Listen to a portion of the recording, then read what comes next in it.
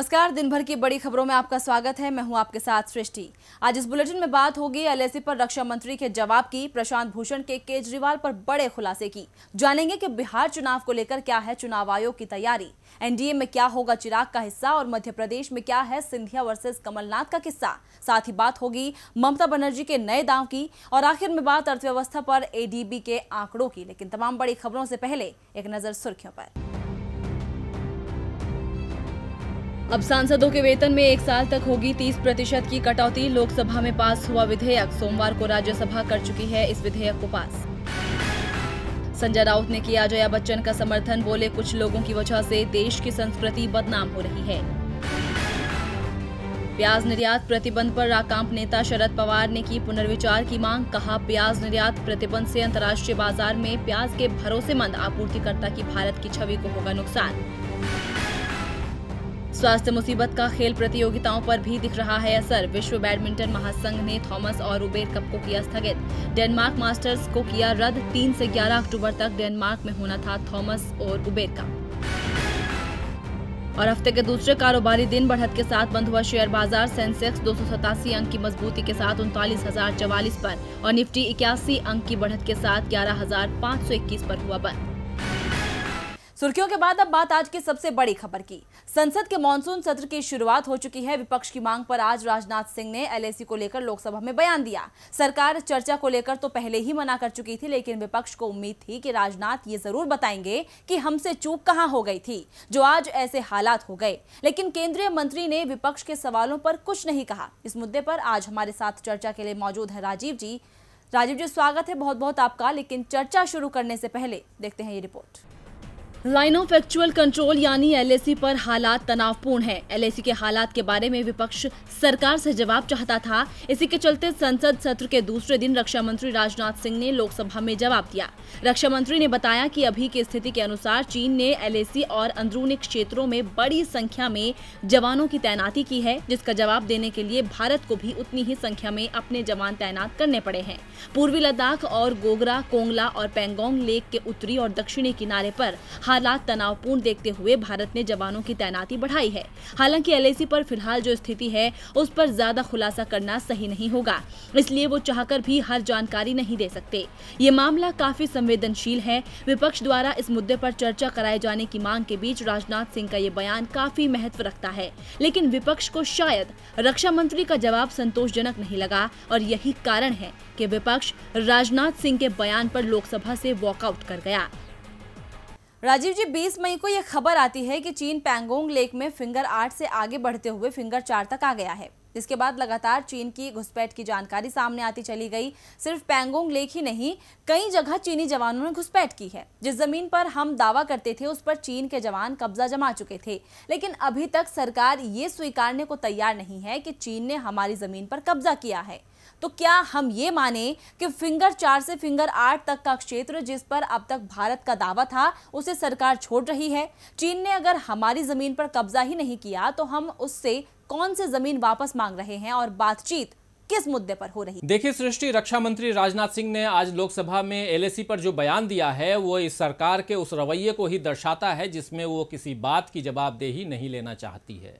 संसद में अगर आज राजनाथ सिंह ये कह देते कि चीन ने हमारी कितनी ज़मीन पर कब्जा कर लिया है तो ये बात आधिकारिक तौर पर दर्ज हो जाती और इस सरकार की नाकामी की लंबी सूची थोड़ी और बढ़ जाती। इसीलिए इस मुद्दे पर शुरू से सरकार ने गोल मोल बातें करने का सिलसिला जारी रखा है।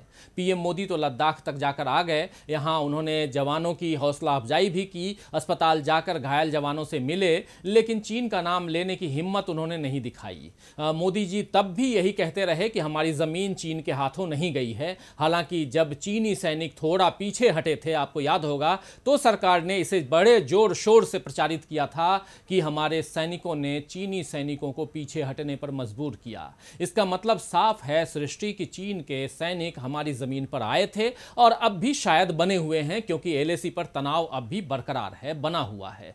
सरकार देश की सुरक्षा का संवेदनशील मसला बताकर बड़ी चालाकी से इस मुद्दे पर अपनी नाकामी को छिपा रही है। सरकार से कोई सेना की खुफिया जानकारी या योजना पर जवाब तो नहीं मांगा जा रहा है, जिसे देने से वो इनकार कर रही है। विपक्ष तो एलएसी पर असल हालत क्या है उसकी जानकारी सरकार की जुबान से सुनना चाहता है, लेकिन मोदी जी तो इस मुद्दे पर मौन धारण करके बैठ गए हैं, मानो उनके मौन व्रत से ही दुश्मन हार जाएगा और एलएसी से वो भाग जाएगा। धन्यवाद राजीव जी तमाम जानकारी के लिए। अब रुख करते हैं अगली खबर का। साल 2009 में लोकसभा चुनाव जीतकर कांग्रेस के नेतृत्व वाले यूपीए ने लगातार दूसरी बार सरकार बनाई थी। बीजेपी उस समय हार के कारण हताश थी। यूपीए सरकार को घेरने में वो कामयाब नहीं हो पा रही थी, लेकिन इस बीच साल 2011 में अन्ना हजारे का मूवमेंट शुरू हुआ। इसी मूवमेंट का फायदा 2014 में बीजेपी को मिला, लेकिन अब अन्ना मूवमेंट से जुड़े प्रशांत भूषण ने कई चौंकाने वाले खुलासे किए हैं। तो क्या कहा है प्रशांत भूषण ने, देखिए इस रिपोर्ट में। साल 2011 था और महीना था अगस्त का। रामलीला मैदान से अन्ना हजारे सरकार को ललकार रहे थे। सरकार को लोकपाल बिल लेकर आना ही होगा। अन्ना आंदोलन का असर पूरे देश पर पड़ा और सरकार के खिलाफ जगह जगह लोग सड़क पर उतर आए। यूपीए में शामिल दलों को समझ में नहीं आ रहा था कि अचानक ही देश की आवाम ही उनके खिलाफ क्यों होती जा रही है। जनता के गुस्से को देखते हुए यूपीए सरकार लोकपाल बिल लाने को तैयार हो गई। अन्ना ने पूरी सरकार को अपने आगे झुका लिया था, लेकिन अन्ना को भी शायद इस बात का एहसास नहीं था कि वो जिस खेल में अपने आप को सबसे बड़ा खिलाड़ी मान रहे थे, वो खिलाड़ी नहीं सिर्फ मोहरे थे। खेल तो पर्दे के पीछे से खेला जा रहा था और ये खेल खेल रही थी बीजेपी और संघ। जी हाँ, जिसे देश अन्ना मूवमेंट समझ रहा था वो हकीकत में बीजेपी और संघ का आंदोलन था। और ये खुलासा किया है उस समय इस मूवमेंट का हिस्सा रहे और आपके संस्थापक सदस्य प्रशांत भूषण ने। भूषण उस समय अन्ना और केजरीवाल दोनों के ही बेहद करीबी थे। प्रशांत भूषण ने बताया कि बीजेपी और संघ ने ये पूरी रणनीति अरविंद केजरीवाल के साथ मिलकर तैयार की थी। इंडिया अगेंस्ट करप्शन मूवमेंट की शुरुआत बीजेपी और संघ ने ही की थी। यूपीए सरकार को गिराने के लिए इस मूवमेंट को शुरू किया गया था। अरविंद केजरीवाल ने आप भी बीजेपी के इशारे पर ही बनाई थी। प्रशांत भूषण ने ये दावा किया कि अन्ना हजारे को केजरीवाल की मंशा की बिल्कुल भी भनक नहीं थी। यहाँ तक मैं भी उस समय अरविंद को सही आदमी मानता था, लेकिन 2015 में मुझे अरविंद की हकीकत समझ में आने लगी। मैं समझ गया था कि हमसे बहुत बड़ी भूल हो चुकी है। मुझे इस बात का अफसोस है कि अरविंद केजरीवाल का चरित्र मैं पहले क्यों नहीं समझ पाया। प्रशांत भूषण के बयान पर कांग्रेस के पूर्व अध्यक्ष राहुल गांधी ने कहा कि कांग्रेस पहले ही ये कहती रही है कि अरविंद केजरीवाल की आप बीजेपी और संघ लोकतंत्र को नुकसान पहुंचाना चाहते हैं और अन्ना मूवमेंट यूपीए सरकार को गिराने के लिए ही तैयार किया गया था और आज ये साबित भी हो गया है। हमें जो पता था उसकी पुष्टिकरण आपके संस्थापक सदस्य ने भी कर दी है। प्रशांत भूषण ने बीजेपी के उस अभियान की पोल खोल दी जिसमें बीजेपी ने अरविंद केजरीवाल के साथ मिलकर यूपीए सरकार को बदनाम किया था। बीजेपी ने चुनाव में इसे बड़ा मुद्दा बनाया था, लेकिन अब बीजेपी के लिए मुद्दे बदल गए हैं। कांग्रेस और बीजेपी दोनों की निगाहें इस समय बिहार पर टिकी हैं, क्योंकि यहाँ जल्द ही विधानसभा चुनाव होने हैं। चुनाव की तैयारियों को लेकर चुनाव आयोग एक्शन में है। चुनाव आयोग ने बिहार में चुनावी तैयारियों का जायजा लिया, जिसके बाद अब कभी भी चुनाव की तारीखों का ऐलान हो सकता है। तो कब तक हो सकता है चुनाव का ऐलान, देखिए इस रिपोर्ट में। बिहार विधानसभा का कार्यकाल 29 नवंबर को खत्म हो रहा है। चुनाव की तारीखों के ऐलान का सभी को इंतजार है। इसी बीच चुनाव आयोग की टीम ने बिहार में चुनावी तैयारियों का जायजा लिया। आयोग की टीम ने राज्य के अलग अलग जिलों में चुनाव की तैयारियों की जांच की और प्रशासनिक अधिकारियों के साथ विभिन्न मुद्दों पर चर्चा की। बता दें कि आयोग की टीम ने 2 दिनों तक बिहार में तैयारियों का जायजा लिया और अब आयोग को एक रिपोर्ट सौंपी जाएगी। आयोग की टीम ने मुजफ्फरपुर और पटना में स्थानीय अधिकारियों के साथ मुलाकात की। आयोग ने 16 जिलों में चुनावों पर विशेष ध्यान देने का निर्देश दिया, जहां चुनाव कराना आयोग के लिए मुश्किल भरा हो सकता है। आयोग की टीम ने अधिकारियों के साथ चर्चा के दौरान इन क्षेत्रों में कर्मचारियों की सुविधा पर विशेष ध्यान देने के निर्देश भी दिए। आपको बता दें कि बिहार में 17 जिले ऐसे हैं जहां हाल ही में आई परेशानी से लगभग 69 लाख लोग प्रभावित हुए हैं। चुनाव आयोग की टीम ने राज्य का दौरा करने के बाद अधिकारियों को मतदाताओं को ज्यादा से ज्यादा मतदान के लिए प्रेरित करने का भी निर्देश दिया। इसके साथ ही विकलांग मतदाताओं को मतदान की सुविधा प्रदान करने के संबंध में कार्रवाई करने के निर्देश भी दिए गए। आयोग की टीम अब अपनी रिपोर्ट केंद्रीय चुनाव आयोग को सौंपेगी। उसी रिपोर्ट के आधार पर चुनाव की तारीखों का ऐलान किया जाएगा। इस बात की संभावना है कि 2-3 दिन में बिहार चुनाव की तारीखों का ऐलान चुनाव आयोग कर देगा। बिहार विधानसभा चुनाव के लिए आयोग की तैयारियां तो पूरी है, लेकिन एनडीए अभी पूरी तरह से तैयार नहीं है, क्योंकि सीट शेयरिंग को लेकर एलजेपी और जेडीयू के बीच खटपट अभी तक रुकी नहीं है। सीट शेयरिंग को लेकर सहयोगी दलों के बीच सहमति नहीं बन पाई है और ना ही कोई फॉर्मूला तय हो पाया है। ऐसे में बिहार का राजनीतिक समीकरण बिगड़ता नजर आ रहा है और एलजेपी का हिस्सा भी घटता नजर आ रहा है। तो क्या कहता है बिहार एनडीए का समीकरण, देखिए इस रिपोर्ट में। बिहार में भले ही चुनाव की तारीखों का औपचारिक ऐलान ना हुआ हो, लेकिन तैयारियां जोरों पर हैं। तमाम दल चुनाव प्रचार में जोर आजमाइश कर रहे हैं। जोर आजमाइश सीट शेयरिंग को लेकर भी चल रही है, लेकिन बात बनती नजर नहीं आ रही है। एनडीए में सीट शेयरिंग को लेकर सहयोगी दलों के बीच अभी तक कोई सहमति नहीं बन सकी है और ना ही कोई फॉर्मूला सामने आया है, बल्कि जीतन राम मांझी की एनडीए में वापसी के बाद एलजेपी का कद घटता और राजनीतिक समीकरण गड़बड़ाता नजर आ रहा है। ऐसा इसलिए क्योंकि जीतन राम मांझी की वापसी से पिछले चुनाव के मुकाबले एलजेपी को इस बार कम सीटों पर ही चुनाव लड़ने का मौका मिल सकता है।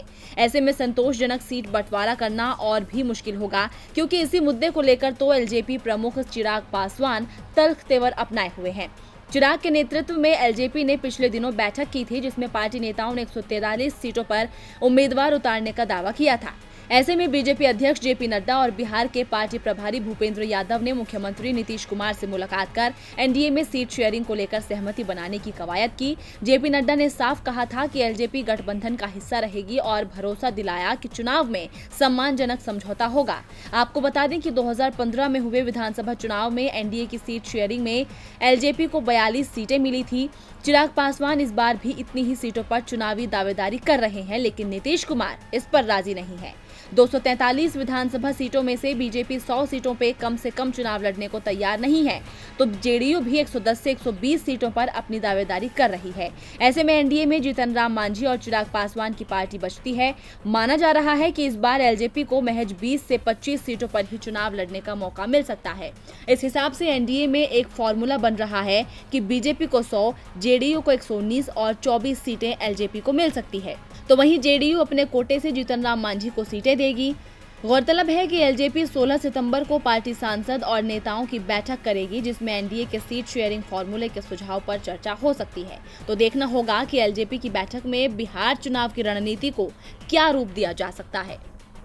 बिहार में सीट बंटवारे पर राजनीतिक दलों के समीकरण नहीं बैठ पा रहे हैं, तो मध्य प्रदेश में 27 विधानसभा सीटों पर उपचुनाव से पहले राज्य में नए समीकरण बनते दिख रहे हैं। चाहे वो सत्ता पर आसीन बीजेपी हो या फिर विपक्ष में बैठी कांग्रेस, दोनों ही एक दूसरे को घेरने में जुटे हैं। इस बार आर पार की लड़ाई में कांग्रेस से बीजेपी में आए ज्योतिरादित्य सिंधिया ही केंद्र बिंदु बने हुए हैं, जिसके बाद अब ये उपचुनाव बीजेपी और कांग्रेस नहीं बल्कि सिंधिया और कमलनाथ बनता नजर आ रहा है। एक रिपोर्ट देखिए। मध्य प्रदेश में होने वाले 27 सीटों पर उपचुनाव कई मायनों में खास हैं, क्योंकि उपचुनाव बीजेपी और कांग्रेस के बीच न होकर सिंधिया और कमलनाथ के आमने सामने की लड़ाई बनता जा रहा है।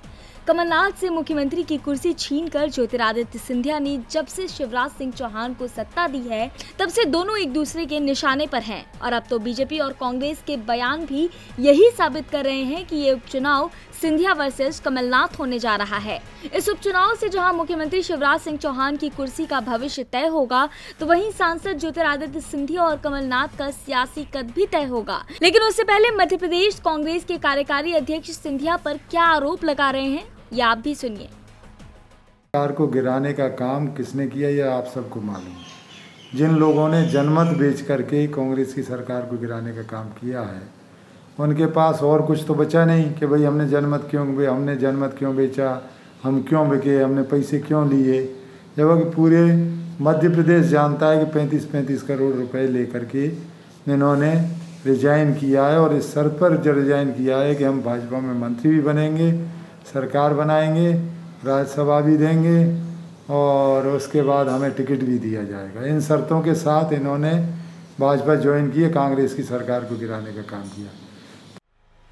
सिंधिया की मुसीबत यही खत्म नहीं होती, ये फहरिस्त अभी भी बाकी है। तो इस कड़ी में महिला कांग्रेस की प्रदेश महामंत्री ने तो चुनाव को बीजेपी कांग्रेस का ही नहीं बल्कि सिंधिया वर्सेस कमलनाथ बता दिया। निकालते हैं तो कहीं ना कहीं वो चैलेंज करते हैं कि गब्बर आ रहा है, तो फिर मतलब इस तरह के चैलेंजेस करना, वो खुद शो करते हैं कि उनकी लड़ाई जो है वो कमलनाथ जी से है। आरोप प्रत्यारोप के सिलसिले में जहां कमलनाथ समर्थकों के टारगेट पर सिंधिया हैं, तो वहीं सिंधिया समर्थकों के टारगेट पर कमलनाथ हैं। महाराष्ट्र में युवा मोर्चा अध्यक्ष विवेक चौहान उपचुनाव को सिंधिया वर्सेस कमलनाथ तो मानने को तैयार ही नहीं है, लेकिन उनके निशाने पर भी कमलनाथ ही हैं। कमलनाथ जी सीएम थे और उन्होंने जो झूठ बोला है युवाओं से कि 4,000 रुपये भत्ता देंगे, इसीलिए हम लोग सब मिलकर उनका विरोध प्रदर्शन कर रहे हैं। पिछली कई जनसभाओं में जिस तरह कांग्रेस ने काले झंडे दिखाकर और गद्दार वापस जाओ के नारों से सिंधिया को टारगेट किया है, इससे साफ है कि आगामी उपचुनाव में सिंधिया फोकस में रहने वाले हैं। इस मामले में बीजेपी को कमतर आंकना ठीक नहीं है। तो क्या कहते हैं ऊर्जा मंत्री प्रद्युम्न सिंह तोमर। पूर्व की सरकार ने, तत्कालीन सरकार ने युवाओं को धोखा दिया, छलावा किया, जनता के साथ छलावा किया। उनके स्वाभिमान के लिए यात्रा निकाली जा रही है। उनको याद दिलाया जा रहा है कि ये लोग फिर आपको गुमराह ना करें, आपको पहले छल चुके हैं। आपके स्वाभिमान के लिए भारतीय जनता पार्टी, भारतीय युवा मोर्चा लड़ेगा। खैर, मध्य प्रदेश में होने वाले चुनाव के पहले बयानबाजी और आरोप प्रत्यारोप का सिलसिला अभी जारी है।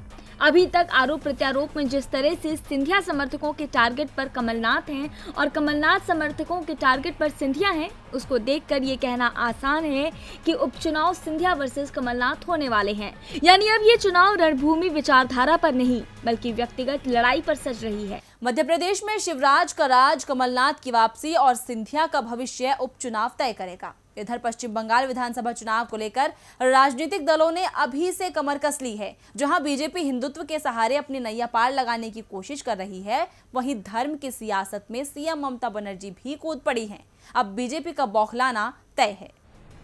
पश्चिम बंगाल के सियासत में बीजेपी कभी भी अपने कदम नहीं जमा पाई है। इसीलिए पार्टी हिंदुत्व का सहारा लेकर सियासी जमीन पर खुद को मजबूत करने की कोशिश करती है। लोकसभा चुनाव में भी राम नाम जपकर बीजेपी 18 सीटों पर पहुंची थी। अब उसकी कोशिश है कि वो हिंदुत्व को हथियार बनाकर चुनावी मैदान में उतरे। लेकिन विपक्षी दल की कोशिश को नाकामयाब बनाने के लिए सीएम ममता बनर्जी भी धर्म की सियासत कर रही है। ममता बनर्जी ने कहा कि उनकी सरकार प्रदेश के गरीब ब्राह्मण पुजारियों को प्रति महीने 1,000 रुपए और मुफ्त आवास उपलब्ध कराएगी। उन्होंने कहा कि सनातन धर्म के हमारे जो पुजारी मंदिरों में पूजा पाठ कराते हैं, उन्हें सालों से कोई सहायता नहीं मिली है। इनमें एक धड़ा वास्तव में काफी गरीब है और उन्होंने पूर्व में मुझसे अपील की थी। इसलिए हमने फैसला किया है कि उन्हें हर महीने 1,000 रुपए की आर्थिक सहायता दी जाए। इतना ही नहीं, ममता सरकार ने उन ब्राह्मणों की लिस्ट भी तैयार कर ली है जिन्हें घर दिया जाएगा। सीएम ममता ने कहा कि हमारे पास 8,000 लोगों की लिस्ट है। बंगाल आवास योजना के तहत हम ऐसे लोगों के मकान निर्माण में भी मदद करेंगे। मुख्यमंत्री ने अपने अधिकारियों को निर्देश दिया कि अगले महीने दुर्गा पूजा पर ब्राह्मणों के लिए ये सुविधा सुनिश्चित कराई जाए। उन्होंने कहा कि इसे किसी दूसरे रूप में ना देखा जाए। हम हर धर्म के लोगों की मदद करना चाहते हैं। ममता बनर्जी ने ये भी साफ किया कि वक्फ बोर्ड ने प्रदेश के इमामों को आर्थिक सहायता दी थी, क्योंकि समाज में उनका भी बड़ा रोल है। बीजेपी को बंगाल से दूर रखने के लिए ममता सरकार न सिर्फ ब्राह्मणों को लुभा रही है, बल्कि वो मुस्लिम कार्ड भी खेल चुकी है। 2012 में टीएमसी की सरकार बनते ही ममता बनर्जी ने ऐलान किया था कि प्रदेश के इमामों को 250 रुपए और मुअज्जिन को 1500 रुपए की आर्थिक सहायता दी जाएगी। विपक्षी दलों ने ममता के इस ऐलान का घोर विरोध किया था।